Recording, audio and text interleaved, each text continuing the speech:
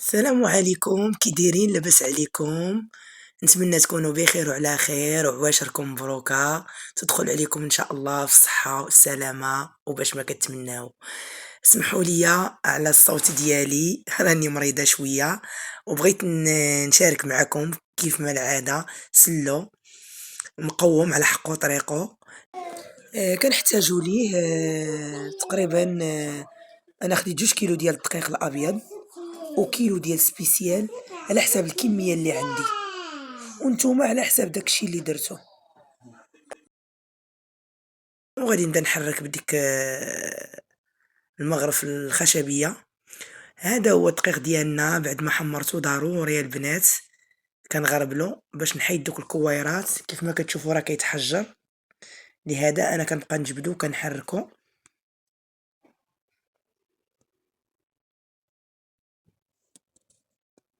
ندوزو المقادير اللي غنحتاجها في السلو. انا درتها البنات كميه كثيره، يعني تقريبا خديت 2 كيلو ديال الجنجلان، في 2 كيلو ديال اللوز، في كيلو ديال كاوكاو اختياري غير كان عندي.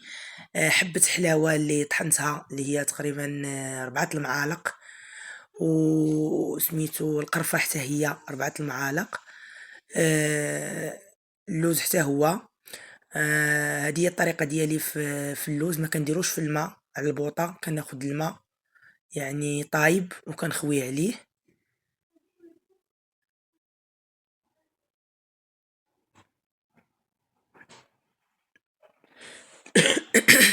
استسمح. وغادي شوفوا كيف ما كتشوفوا غادي نفسخو.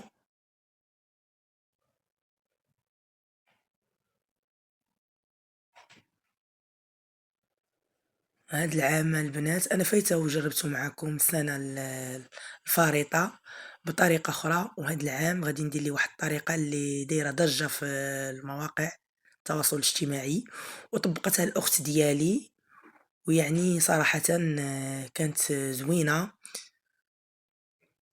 من بعد ما فسخت داك اللوز غادي ناخدو الزيت وهي بارده وغادي نضيفو ليها اللوز.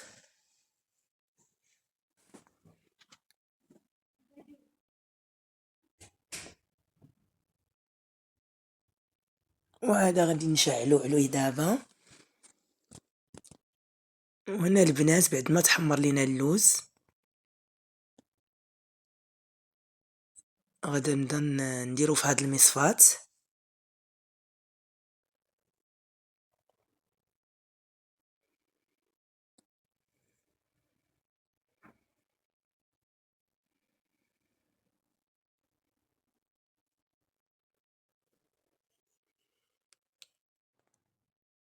هذا هو اللوز بعد ما قليناه وتسقطر لينا.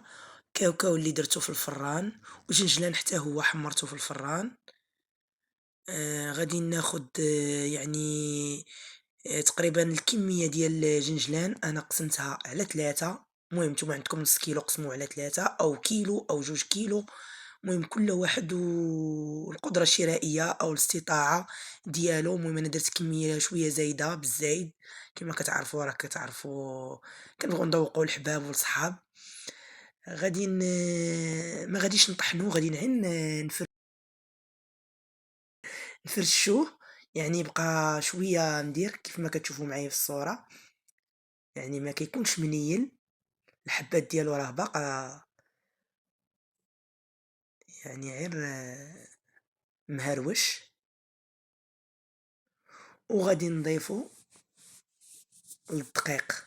داك الدقيق اللي غربلتو غادي ناخد انا داك بانيو ولا انية، نبدا نخوي فيها كاع اللي طحنتها نخويها فيها.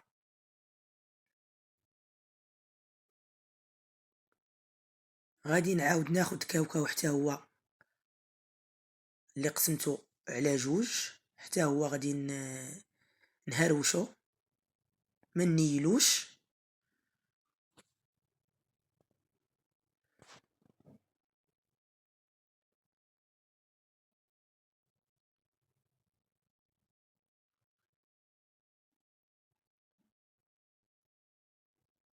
حتى هو كيبقى تقريبا ماشي منيل.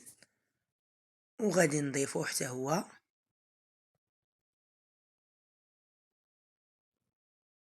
الدقيق والجنجلان الأول، وغادي ناخدو حتى هو اللوز تا هو اللي بدورو غادي نقسمو على 3 حتى هو بنفس الطريقة، ما غاديش نيلو غادي غير نهرمشو ولا نهروشو، المهم سمحوليا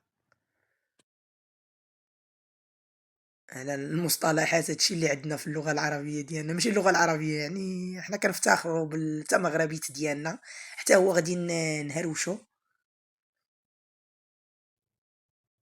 ونضيفو تا هو الخليط الآخر، ودابا حتى جنجلان حتى هو ديك الكمية التانية كيف ما شفتو معايا راني قسمتو على 3، غادي نضيف عليها واحد نصف أو قليل من الزيت اللي قلينا فيه اللوز، هذا غادي نطحنوه مزيان على شكل بخانيلي. هاد البنات هاد السلو راه بدون زبدة وبدون عسل، ما كيتكور ما كيغمال لينا، ما كتعطينا ديك الزبدة من بعد كتولي بحال ريحة السمن، ما كيغمالش. المهم هذا هو البخانيلي ديال الجنجلان، غادي نخليوه على جنب، وغناخدو الكمية الثالثة ديال الجنجلان اللي قسمناه على 3 غادي نديرها صاينة.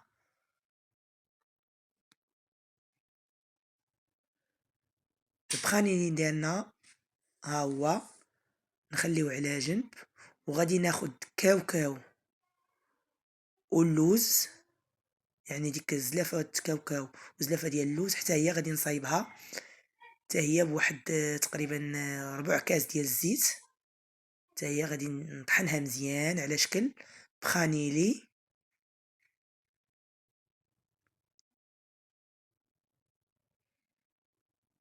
المهم كنتمنى البنات تكون الفكرة وصلات، انا دايره كمية شوية كتيرة وانتوما على حساب اللي داير نص كيلو يقسمو على 3، هادشي اللي كاين البنات.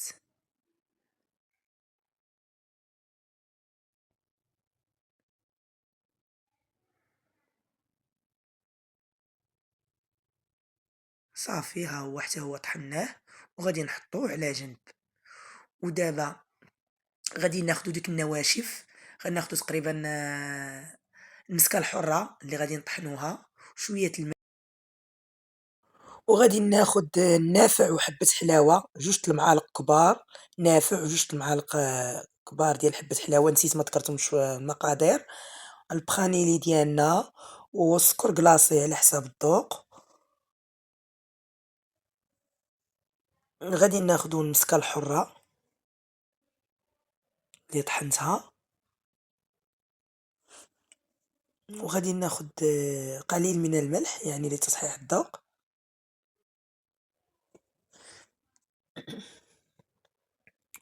وغادي ناخد النافع وحبة حلاوة اللي حتى هما طحنتهم وغربلتهم، وغادي ناخد القرفة 4 المعالق كبار ديال القرفة،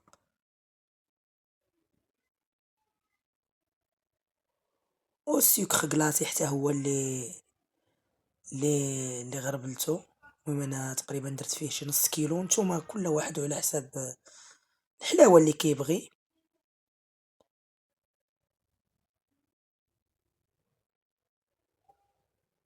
وغادي نخلطو دوك النواشف،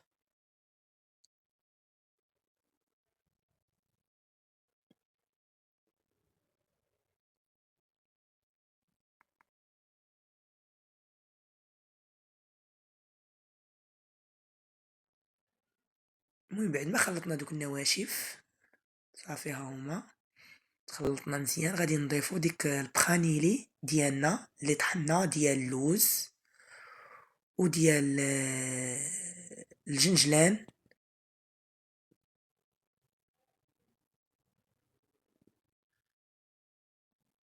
هذا هو الخليط اللي غادي نخلط به، وديال الكاوكاو. المهم انا خدات ليا تقريبا واحد 2 الكيسان كبار ديال الزيت اللي قليت فيه، وانتم على حساب داكشي اللي غتحتاجو. صافي وغادي نبدا دابا نخلطو مزيان، غادي تعركوه مزيان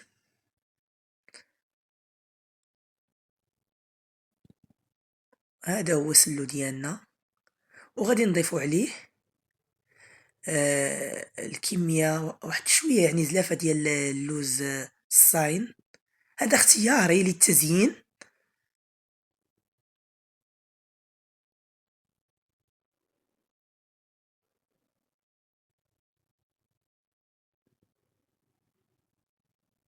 كنتمنى البنات تجربوا بهاد الطريقة، أنا في الأول ما زعمتش عليها، مي فاش جربتها وحق الله حتى كيجي رائع، كيجي مقوّم معلّك.